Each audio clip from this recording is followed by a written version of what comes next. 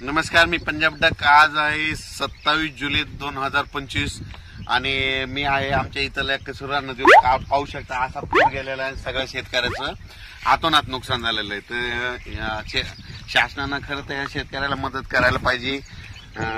या ठिकाणी पंचनामे करून यांना मदत द्यायलाच पाहिजे, कारण की खूप अतिवृष्टीने आमच्या परभणी जिल्ह्यात सगळ्या राज्यात जालना जिल्हा बऱ्याच ठिकाणी ज्या ठिकाणी नुकसान झालं त्यांचं भरपाई द्यायलाच पाहिजे।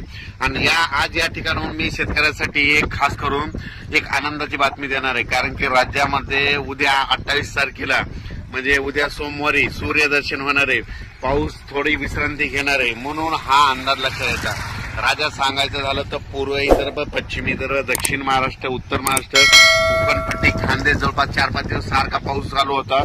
कुठं रिमझिम पडला, कुठं मुसळधार पडला, कुठं अतिमुसळधार पडला, कुठे वडे नाले वाहिले, कुठे नदीला पूर आला, कोणत्या धरणाचं पाणी सोडलं, असा पाऊस पडला। पण शेतकऱ्याला आता अपेक्षा आहे की हा पाऊस कधी उघडतो। तर सर्व शेतकऱ्याला सांगू इच्छितो की उद्याच्याला म्हणजे सोमवारी उद्या 28 तारखेला सूर्यदर्शन ठिकठिकाणी होणार आहे।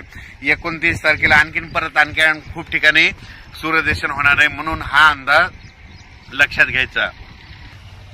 ज्या ठिकाणी पाऊस नाही पडला तसं म्हणजे आज 27 तारखेला बऱ्याच ठिकाणी पाऊस पडणार आहे। काही ठिकाणी सूर्यदर्शन होईल आणि परत जोराचा पाऊस आज आणि उद्याचे दिवस पडणार आहे, म्हणून हा अंदाज लक्षात घ्यायचा। पण एकदम असं बंद होणार नाही। उद्याचे दिवस आणखी थोडा पाऊस आहे, फक्त मात्र उद्याच्याला मात्र उद्यापासून थोडी विश्रांती घेणार आहे, म्हणून हा अंदाज लक्षात घ्यायचा।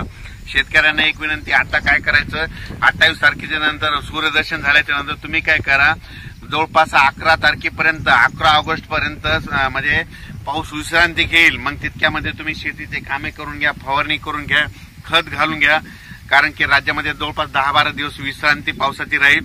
विश्रांती जरी राहिली तर तुम्हाला एक सांगतो की ऑगस्ट महिन्यात देखील समजा 1 ते 11 ऑगस्टच्या दरम्यान भाग बदलत आपला स्थानिक वातावरण तयार होऊन पाऊस पडणार।